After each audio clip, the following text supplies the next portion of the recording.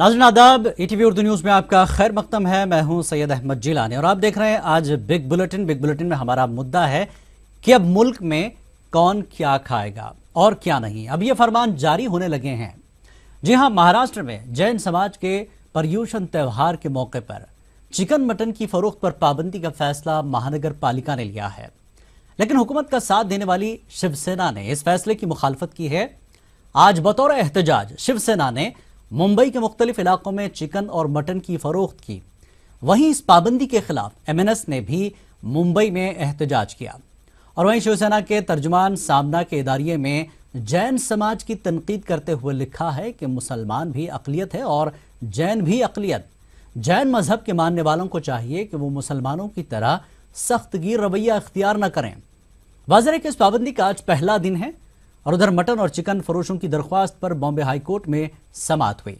High court ने हुकूमत से वजाहत मांगी। जैन मजहब के त्यौहार के पेश नज़र महाराष्ट्र की मुख्तलिफ म्यूनसिपल कारपोरेशन और रियासती हुकूमत की जानिब से गोश्त की फरोख्त और ज़बीहा पर पाबंदी तो आयद की गई है, लेकिन रियासती हुकूमत ने ईद उल अजहा के त्यौहार की मुनासिबत से 3 दिनों के लिए बैल की कुर्बानी की इजाज़त नहीं दी है। मुस्लिम दानिशवरों और उलमा कराम ने रियासती हुकूमत के दोहरे रवैये की सख्त मुखालफत करते हुए बकरीद के लिए 3 दिनों के लिए खुसूसी रियायत देने का मुतालबा किया है। और वहीं दूसरी जानिब जम्मू कश्मीर में भी बड़े जानवरों के गोश्त की फरोख्त पर पाबंदी लगाने से मुताल्लिक जम्मू कश्मीर हाई कोर्ट के फैसले पर पीडीपी ने मोहतात रद्दमल जाहिर किया है। पार्टी तर्जुमान वहीदुर रहमान परा ने श्रीनगर में ईटीवी से बात करते हुए कहा कि खाने पीने की आदत से मुताल्लिक समाज को खुद फैसला करना चाहिए। वाज़ेह है कि अदालत ने डीजीपी को रियासत में बड़े जानवरों के गोश्त की फरोख्त पर पाबंदी को यकीनी बनाने की हिदायत दी है। और इधर राजस्थान में भी पर्युषण के मौके पर 3 रोज तक गोश्त की फरोख्त पर पाबंदी लगाई गई है। इसके अलावा राजस्थान हुकूमत ने 25 अगस्त को आरएसएस के रहनुमा पंडित दीनदयाल उपाध्याय के यौम पैदाइश के मौके पर बकरीद की छुट्टी मनसूख कर दी है और इस दिन सभी लोगों से खून का अतिया देने की अपील की गई है। अब ऐसे में मुसलमानों का मसला यह है कि बकरीद के मौके पर भी ईद का मौका होगा, जिसके बाद मुसलमान तजब्जुब का शिकार हैं। मुल्क में अक़लियतों को लेकर किस तरह की सियासत चल रही है, इस पूरे मुद्दे पर आज बिग बुलेटिन में हम अहाता करने की कोशिश करेंगे।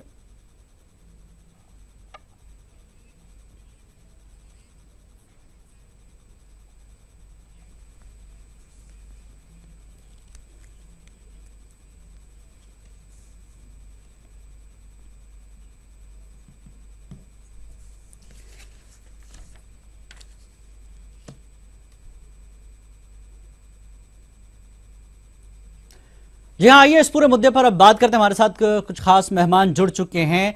आपको बता दें कि दिल्ली से साजिद रशीदी साहब हमसे जुड़ चुके हैं और वहीं साथ हमारे आसिफ उद्दीन जो कि इस्लामिक स्कॉलर है फ़ोन पर जुड़ चुके हैं और श्रीनगर से वहीद परा हमारे साथ जो कि पीडीपी के लीडर हैं ये भी हमारे साथ जुड़ चुके हैं। साजिद रशीदी साहब से मैं पहला सवाल इसलिए करूँगा कि वो मजहबी जानकारी उन्हें अच्छी खासी है। ये जिस तरह की सियासत पूरे मुल्क में चल रही है या जब से ये सरकार आई है, जैसा कि कहा जा रहा है कि अक़लियतों पर जिस तरह की पाबंदियां, कहीं ज़बीहा पर पाबंदी लगा दी गई, अब फिर अब ईद का मौका है, फिर एक तरफ अक़लियत जैन तबके को जहन में रखते हुए पाबंदी लगा दी जा रही है। दोनों अक़लियतें हैं, एक के साथ ये रवैया और दूसरे के साथ ये रवैया, क्या कहेंगे आप? बिल्कुल सही कह रहे हैं आप जिलानी साहब। देखिए, जब से बीजेपी हुकूमत आई है मुसलमानों के साथ सौतेला रवैया इन लोगों ने शुरू कर दिया है। ज़बानबाजी, बयानबाजी, जुमलेबाजी इन लोगों का काम बन गया है। कभी कहते हैं कि मुसलमान का हिंदुस्तान में क्या काम है, कभी कहते हैं कि भाई मुसलमानों को बच्चे पैदा नहीं करने चाहिए, ज़्यादा बच्चे नहीं पैदा करने चाहिए। कभी कहते हैं कुरान में जो है मीट खाने पर पाबंदी है, कुरान में जो है मीट खाने, गाय के गोश्त को जो है बीमारी का घर बताया गया है। ये इस तरह की जो बातें हैं इनकी आम तौर से ये चलती रही हैं और मैं समझता हूँ कि चलती रहेंगी। लेकिन सवाल इस चीज़ का है कि आज जो राजस्थान के अंदर महाराष्ट्र सरकार की तरफ पर चलते हुए पाबंदी लगी है ये सरासर गलत है। असल तो महाराष्ट्र सरकार को पाबंदी नहीं लगानी चाहिए थी, क्योंकि महाराष्ट्र के अंदर जैनों से ज़्यादा कहीं ज़्यादा मुसलमान हैं।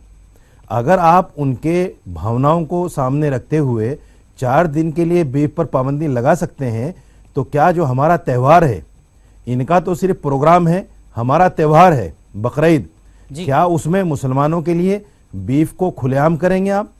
गाय और बैल की जो कुर्बानी है उसको जायज़ करार देंगे, उसको खुलेआम करने देंगे? ऐसा नहीं है।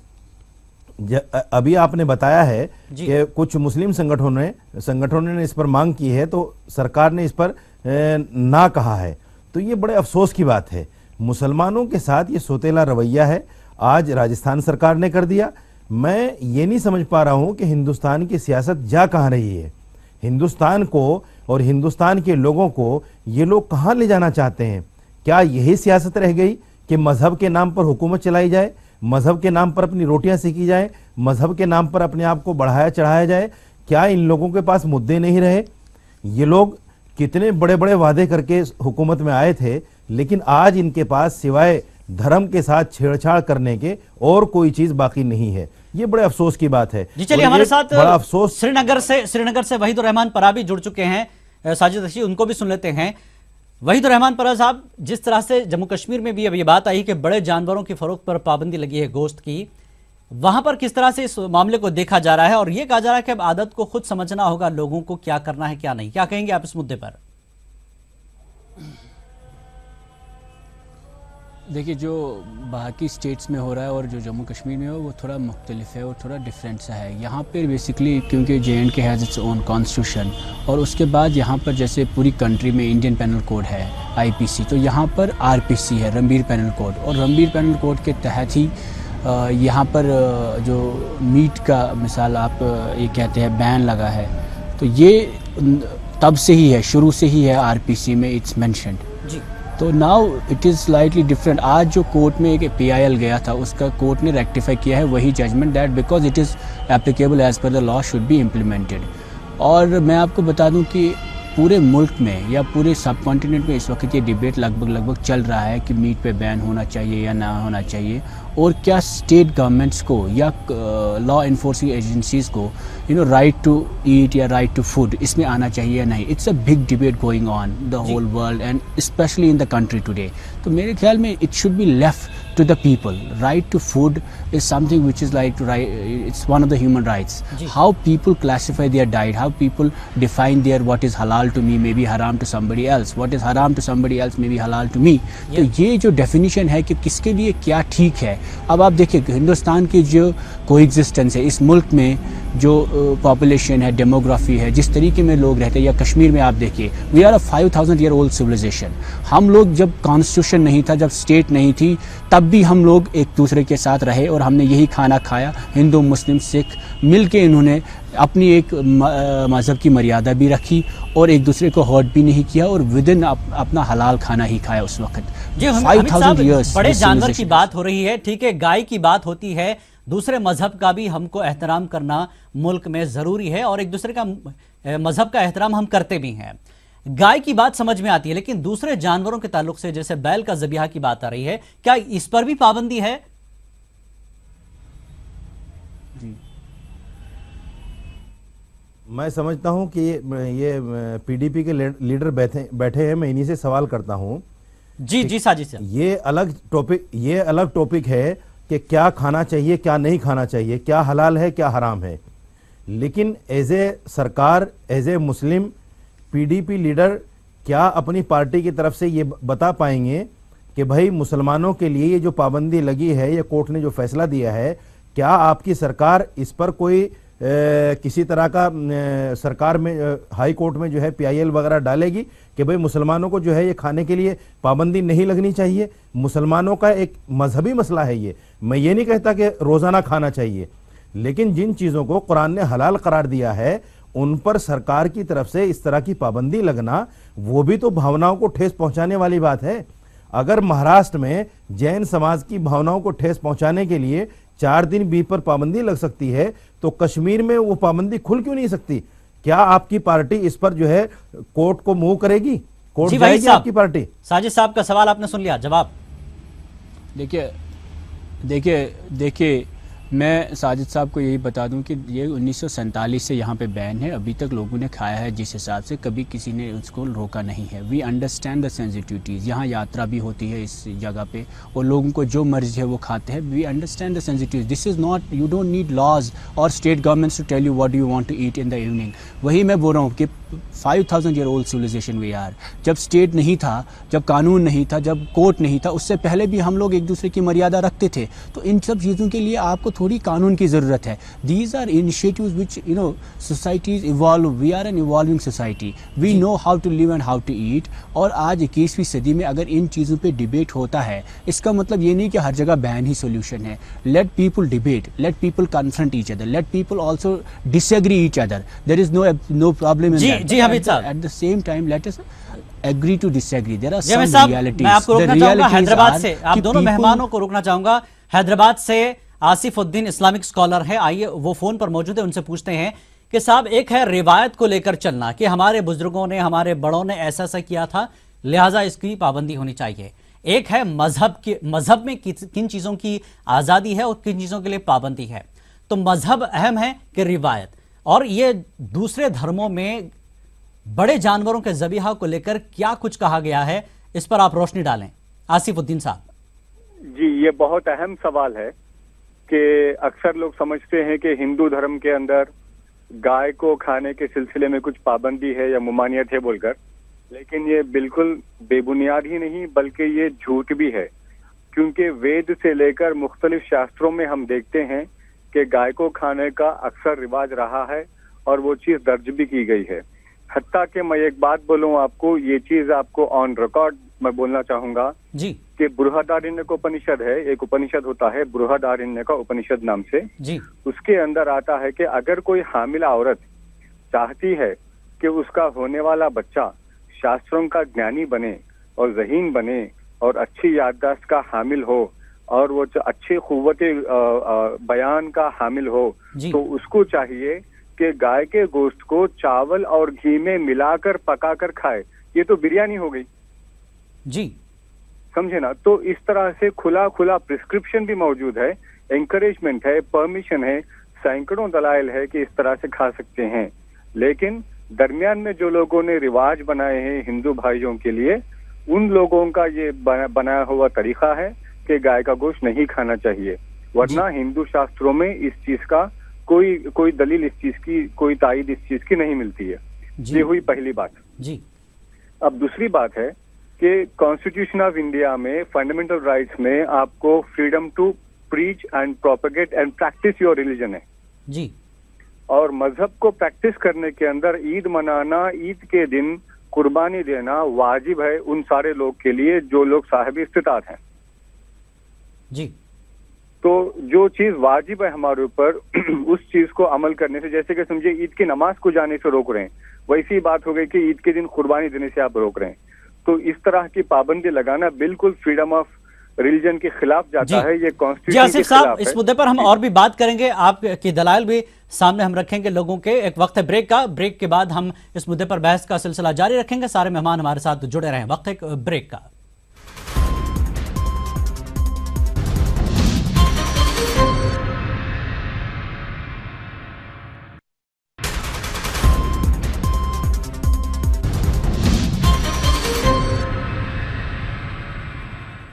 बिग बुलेटिन में एक बार फिर आपका खैर मकदम है। हम इस मुद्दे पर लगातार बात कर रहे थे कि पाबंदी लगी है बड़े जानवरों के गोश्त की फरोख्त पर। एक और मेहमान हमारे साथ जुड़ चुके हैं जयपुर से, सलावत खान, लीडर मुस्लिम राष्ट्रीय मंच।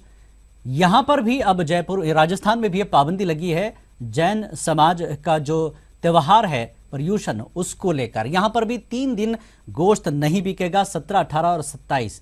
एक और बीच में तारीख आ रही है 25, जिसमें आरएसएस के रहनुमा दीनदयाल उपाध्याय का जन्मदिन यानी यौम पैदाइश है। अब आइए बात करते हैं, इस वक्त हमारे साथ जुड़ चुके हैं सलावत साहब। जिस तरह से अब राजस्थान में भी पाबंदी लगी है, जहां जहां बीजेपी सरकार आई है, इन मुद्दों को बहुत ही तेजी से उठाया गया है, पाबंदी लगा दी गई है। कैसे इसको आप देखते हैं?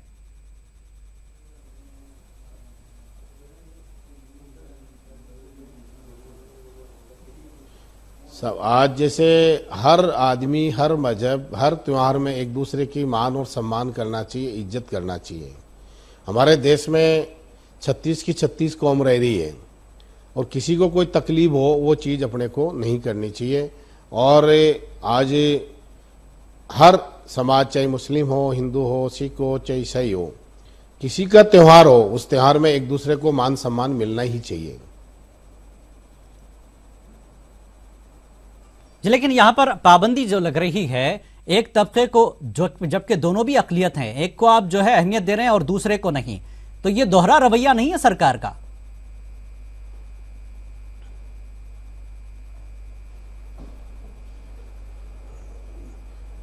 इस पे नहीं, ऐसी कोई सरकार का दोहरा रवैया कुछ नहीं है। और कुछ 19-20 कोई बात है तो माननीय मुख्यमंत्री से चर्चा होगी, वो सोच समझ के काम करेंगी, किसी समाज को कोई ठेस नहीं पहुंचेगी। और माननीय मुख्यमंत्री हमारे वसुंधरा जी, वो 36 को 36 कौम को साथ लेके चलने वाले हैं, किसी में कोई भेदभाव नहीं बरते।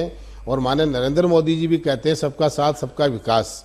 और वो पहले दिन शपथ ली, उसी दिन कहा कि 126 करोड़ 125 करोड़ जनता है, वो मेरा परिवार टाइप है, वो कोई भेदभाव नहीं है, किसी में कोई उस चीज का संकोच नहीं है। लेकिन महाराष्ट्र में, सबको लेकिन साथ लेके देखिए चलने वाले। राजस्थान में आप जैन तबके को आप जो है अहमियत देते हैं, एक तरह से उनको सहूलत दे रहे हैं, उनके मजहब का आदर हो रहा है। वहीं अब मुसलमानों की ईद भी आ रही है, 24 या 25 को पड़ेगी, वहां पर सालगिरह भी है, यौम पैदाइश है दीनदयाल उपाध्याय साहब की। तो ऐसे में आप इस तबके को तो बिल्कुल नजरअंदाज कर रहे हैं। इनके ताल्लुक से तो कुछ नहीं कहा गया, एक तो छुट्टी आपने कैंसिल कर दी और ज़बिहा पर आपने पाबंदी लगा दी।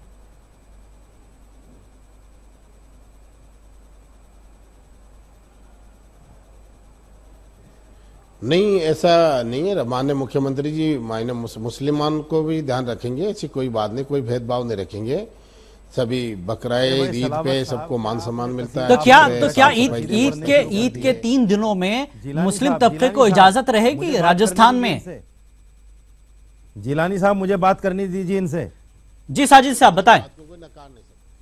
मैं सलावत साहब से पूछना चाह रहा हूं, आपने बैठते माननीय प्रधानमंत्री, माननीय मुख्यमंत्री के कसीदे पढ़ने शुरू कर दिए। आपको पता है भेदभाव क्या चीज है? आपको तो शायद यही पता नहीं भेदभाव कैसा हो रहा है। अरे बकरीद के ऊपर आप छुट्टी बंद कर रहे हैं, छुट्टी नहीं दे रहे हैं, क्या उसमें मुस्लिम कर्मचारी नहीं होंगे? नहीं, ऐसा क्या उनको ईद पर अपने त्यौहार मनाने की इजाजत नहीं होनी चाहिए? नहीं, छुट्टी सबको छुट्टी नहीं, बाकायदा मिलाने आपको तो मुझे लग रहा है यही पता नहीं है कि छुट्टी बंद हुई कि नहीं हुई है। सब कुछ होती है। मैं कह रहा हूं इतने बड़े मुसलमान पूरे वर्ल्ड में हैं, किसी पे कोई ठेस नहीं पहुंचा सकते हैं। अरे भाई आप यही नहीं समझ पा रहे हैं, ठेस पहुंचाना किसे कहते हैं? जब आपने बकरीद की छुट्टी को बंद कर दिया, ठेस पहुंचाना नहीं है क्या? नहीं, छुट्टी कैसे आपके कहने से थोड़े होगा। आप मुख्यमंत्री से कहलवाइए कि छुट्टी रहेगी, आप कहलवाइए उनसे। नहीं, ऐसा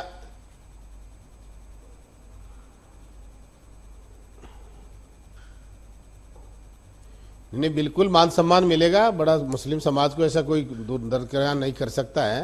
अरे सलावत साहब, क्या सलावत साहब मिलेगा आपकी सरकार की तरफ से आप कहलवाएंगे कि उस दिन मुसलमानों को छुट्टी रहेगी, वो अपना त्यौहार मना सकते हैं? भाई जिलानी साहब, आपने, मैं समझता हूं कि ऐसे आदमी को टीवी पे बिठा लिया है मनती रही है, जिनका अपनी कोई सोच नहीं है मुस्लिम समाज के प्रति और इस्लाम धर्म के प्रति। इनकी अपनी कोई सोच नहीं है। ये तो माननीय मुख्यमंत्री जी के कसीदे पढ़ रहे हैं और ये पढ़ेंगे, नरेंद्र मोदी जी के कसीदे पढ़ रहे हैं और ये पढ़ेंगे। नहीं, कैसे नहीं है? आप इस्लाम धर्म के बारे में कोई सोच नहीं कह सकते मुसलमान के प्रति नहीं है? अल्लाह के हुक्म से, अल्लाह से बिल्कुल डरने नहीं। वाले आप एक लफ्ज आपने एक दफा ये नहीं बोला। नहीं, आपको ये बोलना चाहिए था, आपको ये बोलना चाहिए था कि हम मुख्यमंत्री जी से कहेंगे और छुट्टी खत्म करवाएंगे। आपको बोलना चाहिए। मैं कह रहा हूं सभी धर्मों का मान सम्मान मिलना चाहिए, मुसलमान के छुट्टी का सम्मान होना चाहिए। आप कैसे कह सकते हो चीज? अरे भाई मुख्यमंत्री नहीं, ऐसे कैसे कह सकते हो आप? आपके पास क्या अधिकार है? आपके लिलाड़ पे लिखा हो आप ये मुसलमान, हम सबके लिखे, हम भी अल्लाह से डरने वाले हैं। मुसलमान सुनो, मुसलमान पक्के हैं, मरना सबको है, अल्लाह से डरते हैं, किसी से नहीं डरते। अगर मुसलमान पक्के हैं, आप ये कहिए कि पूरा अल्लाह ताला से डरते हैं, किसी से नहीं डरते। दबाव बनाएगा, समझे, दबाव बनाएगा और उनसे ऐलान करवाएगा। आप ऐलान करवा सकते हैं? बिल्कुल। आप प्रमाण दोगे क्या मैं पक्का मुसलमान हूं? नहीं, आप ऐलान करा सकते हैं मुख्यमंत्री से कि ईद पर छुट्टी हाँ, तो बंद की है हमारी, उन्होंने, मैंने कहा ना छुट्टी कुछ रहेगी। कमी है, कुछ रही है तो हम बात करेंगे। हाँ, आप प्रमाण दोगे कि हम मुसलमान कच्चे एक पक्के हैं? हम जी अल्लाह सलावत से साहब, डरते जी हैं, सलावत किसी से साहब, नहीं डरते, अल्लाह बात से वो डरने नहीं है। वाले हैं। सलावत खान साहब, ऐसा नहीं है। साजिद रशीदी का कहना सबसे यही है पहले कि चार दुनिया है, मरना सबको है। राष्ट्रीय बात मुस्लिम किसी मंच पार्टी की में तरफ है। से क्या सबसे कोशिश की पहले जाएगी हम मुसलमान हैं, राजस्थान उसके बाद किसी में पार्टी मुसलमान में ईद है। मनाएं और उन्हें छुट्टी मिलेगी ईद की? नहीं, पूरी कोशिश पूरा करेंगे। हम पक्के मुसलमान हैं, अल्लाह से डरने वाले हैं, मरना सबको है, किसी से नहीं डरते हैं, अल्लाह से डरते हैं। नहीं, जिस तरह से जैन तबके के लिए आपकी सरकार ने ये कोशिशें की है, क्या मुसलमानों के लिए भी ईद की छुट्टी का अनाउंसमेंट होगा और साथ ही 3 दिन के लिए कुर्बानी की इजाजत रहेगी बड़े जानवरों की राजस्थान में? नहीं, जैसे नहीं, बड़े जानवरों की तो जैसे गाय का है, गाय की पाबंदी है। हम खुद चाहते हैं हमारे हिंदू भाई बड़े गाय भाई को हैं, छोड़ उनको दीजिए, ठेस पहुंचे, गाय वो को काम छोड़ नहीं होना दीजिए, गाय चाहिए। के अलावा ये इस्लाम में साफ साफ लिखा हुआ है कि किसी पड़ोसी को तकलीफ हो, किसी भाई को तकलीफ हो, काम मुसलमान को नहीं करना चाहिए। सलावत खान साहब, गाय के अलावा, गाय को छोड़ दीजिए, गाय के अलावा गाय के बड़े अलावा जानवरों की किसी को कुर्बानी के लिए 3 दिन की सलावत इजाजत रहेगी साहब, सरकार की बकरा तरफ से? बकरा को हमारे काटने के, हिंदू काटने भाइयों के, को हमारी सबको नमाज से कोई तकलीफ होने लगी, छोड़ देंगे क्या? हमारे हिंदू भाई अगर हमारी मस्जिद पर जाने पर तकलीफ मानने लगे तो उसको छोड़ देंगे क्या? हमारे हिंदू भाई हमारे चटाई बिछाते हैं, नहीं, नमाज के लिए मैं आपको बता दूं आप कि कह रहे हैं, चाहे कहाँ ईद की कुरान हो, में चाहे कहाँ बकरात लिखा है की कि हो, गाय खाने पूरे से दुकानदार है, कुरान सब में नई कहाँ नई लिखा चटाई, है कि नई गाय नई खाने से चादर जो है बिछाते किसी हैं, को अपने तकलीफ थान हो के तो थान छोड़ दो कपड़े उसको। बिछाते हैं, मान सम्मान देते हैं। नहीं, आप मुझे ये बताइए, कुरान का हवाला आप दे रहे हैं, आपको पता है कि कुरान में लिखा हुआ है कहीं? मैं आपको कह रहा हूं, कुरान की नहीं कह रहा हूं, मैं कह रहा हूं बड़े भाइयों को जो ठेस पहुंचे, वो चीज मैं कह रहा हूं, कुरान वो चीज नहीं करनी चाहिए। हमारे बड़े भाई की ठेस अगर हमारे मजहब के सामने आएगी तो हम उस ठेस को ठेस नहीं समझेंगे। मेरे भाई, अगर बड़े भाई की ठेस मजहब के सामने आएगी तो मजहब को मानेंगे, बड़े भाई की ठेस को नहीं मानेंगे हम। नहीं, मैं क्या कह रहा हूं, दूसरी चीज लो ना। आप कितने भी भाई बकरा मींढे काटो, बकरे काटो, कौन मना कर रहा है? भाई गाय जो चीज है, किसी को तकलीफ जी हो, सलावत साहब, गाय के अलावा कोई बड़ा जानवर कुर्बानी के लिए इसकी इजाजत रहेगी आपकी सरकार की तरफ से? गाय को छोड़ दीजिए। जो बड़े जानवर में 7 हिस्से लेता है, जो बड़े जानवर में 7 हिस्से लेता है, उस बेचारे का क्या होगा? भाई बड़े पाडे में, भैंस पाडों में, इनमें कौन मना कर रहा है? वो तो चल रहा है कंटिन्यू। जी, हमारे साथ हमिद खुरा भी जुड़े हैं, जम्मू कश्मीर से, श्रीनगर से हमारे साथ जुड़ गए। हमिद खुरा साहब, कश्मीर में जब पहले ये चलता आया है, अब जिस तरह की पाबंदियां लग रही है, आप सरकार के साथ जुड़े हैं, तो क्या मुसलमानों को 3 दिन के लिए इस तरह की आजादी मिलेगी बड़े जानवरों की कुर्बानी गाय को छोड़कर अगर करते हो?